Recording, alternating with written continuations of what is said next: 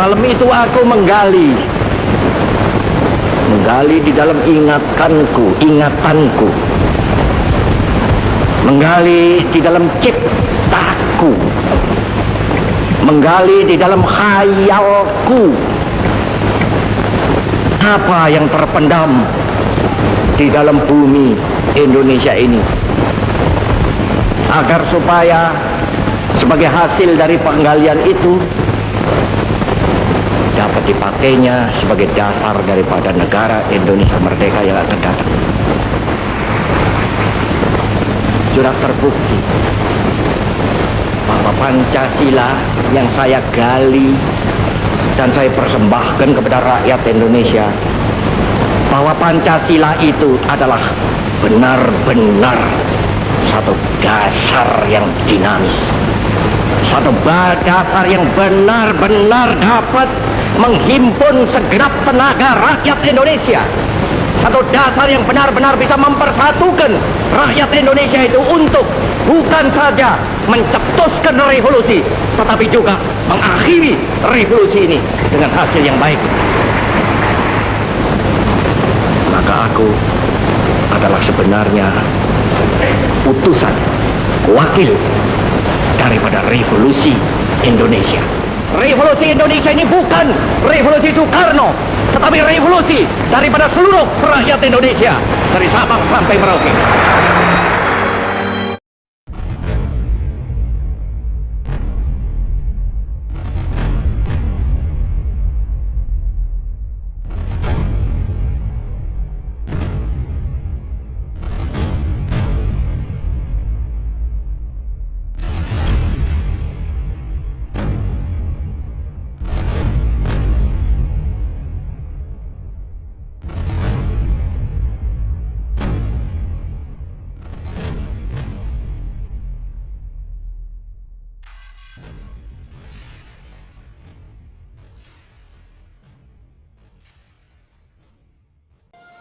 Pancasila, ketuhanan yang Maha Esa, kemanusiaan yang adil dan beradab, persatuan Indonesia, kerakyatan yang dipimpin oleh hikmat kebijaksanaan dalam permusyawaratan perwakilan, keadilan sosial bagi seluruh rakyat Indonesia.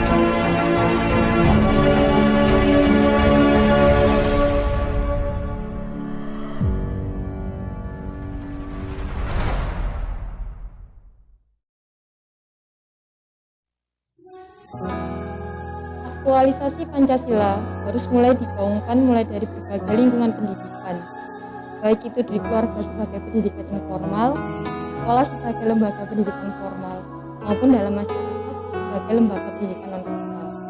Semua ranah pendidikan tersebut harus melekat dengan nilai-nilai Pancasila. Pertama, dalam lembaga pendidikan informal, seperti keluarga. Keluarga merupakan jenjang pendidikan yang pertama dan utama bagi anak-anak. Ini berarti bagaimana karakter anak berkembang nantinya bergantung dari pola asuh yang diterapkan di rumah.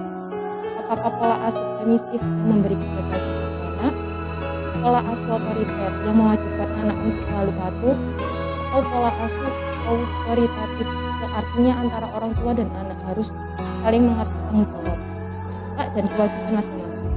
Selanjutnya, untuk menanamkan moral yang baik pada anak, orang tua juga harus memiliki karakter yang tentu saja lebih baik terlebih dahulu. Dengan begitu, orang tua seakan menjadi teladan atau role model bagi anak dalam bertindak sehingga anak senantiasa berhati-hati dalam hidup.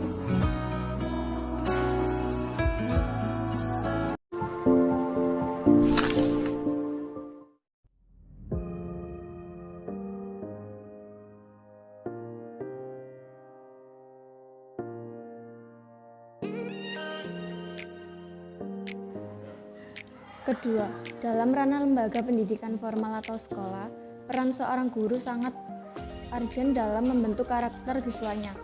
Para guru yang merupakan orang tua kedua siswa di sekolah perlu senantiasa mengimplementasikan nilai-nilai Pancasila yang sebenarnya, mulai dari kebiasaan untuk berdoa, setiap kegiatan belajar mengajar, saling toleransi antar teman, menumbuhkan sikap peduli sesama, dan tidak membeda-bedakan antara siswa satu dengan siswa yang lain. Ketiga, implementasi pendidikan Pancasila di masyarakat tentu dimulai dari sekitar lingkungan rumah.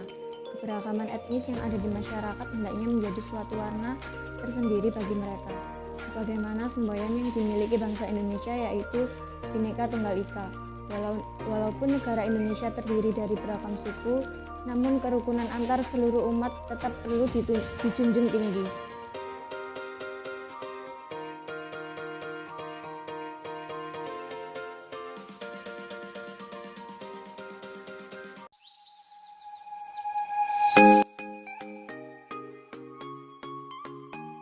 Mengingat berbagai fenomena moral yang krusial di dunia pendidikan, baik itu pendidikan informal, formal maupun non-formal, hendaknya terus-menerus melakukan inovasi dan melakukan perbaikan agar benar-benar bisa menjadi lebih optimal dalam menjalankan fungsinya sebagai alat untuk melakukan transformasi dan menginternalisasikan nilai-nilai moral untuk terbentuknya insan yang berkarakter adalah dengan cara kembali melakukan aktualisasi pendidikan Pancasila di berbagai bidang. Moral bangsa Indonesia dapat kembali menuju jati dirinya. Aktualisasi tersebut akan terimplementasi dalam sisi kognitif, afektif, dan psikomotorik bangsa. Hal tersebut sangat penting untuk diingat karena dapat menjadi parameter atau tolak ukur sampai beberapa jauh tingkat perubahan tingkah laku seseorang. Dan untuk mengetahui tingkat ketercapaian dalam menempuh proses pendidikan, sehingga pada akhirnya dapat benar-benar menghasilkan output yang cerdas, unggul, berdaya saing, bermoral, dan berkarakter. Begitu.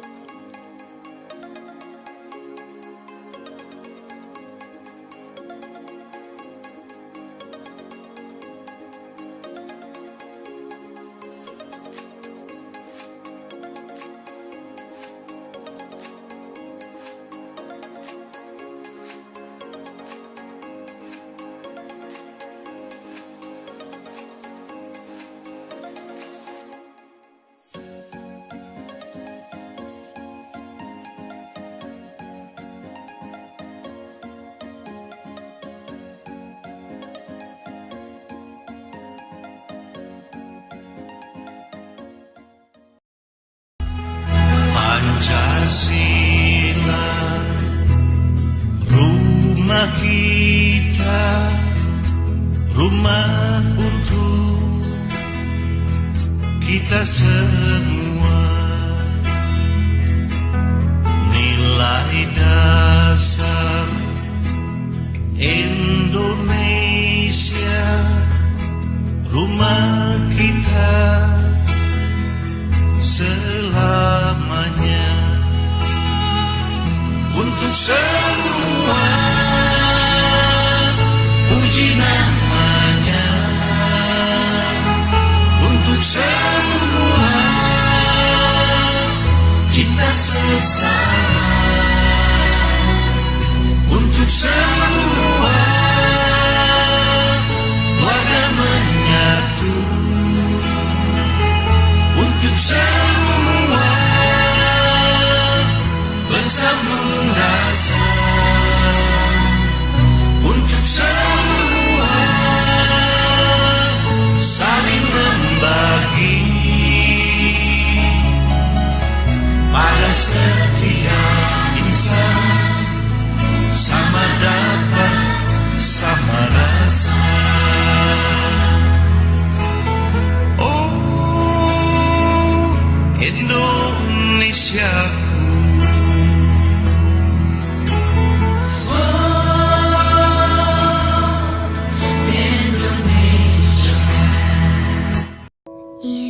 Indonesia tanah air beta, pusaka abadi nan jaya. Indonesia Menjelang kekalahannya di akhir Perang Pasifik, tentara pendudukan Jepang berusaha menarik dukungan rakyat Indonesia dengan membentuk Dokuritsu Junbi Kyosakai atau Badan Penyelidik Usaha-Usaha Persiapan Kemerdekaan Indonesia (BPUPKI). Berawal dari pemberian janji kemerdekaan bangsa Indonesia oleh Perdana Menteri Jepang saat itu, Kuniaki Koiso, pada tanggal 7 September 1944. Pemerintah Jepang lalu membentuk BPUPKI pada tanggal 1 Maret 1945. Organisasi yang beranggotakan 74 orang, 67 orang Indonesia dan 7 orang Jepang ini mengadakan sidang pertamanya pada tanggal 29 Mei hingga Juni 1945 untuk merumuskan falsafah dasar negara bagi negara Indonesia.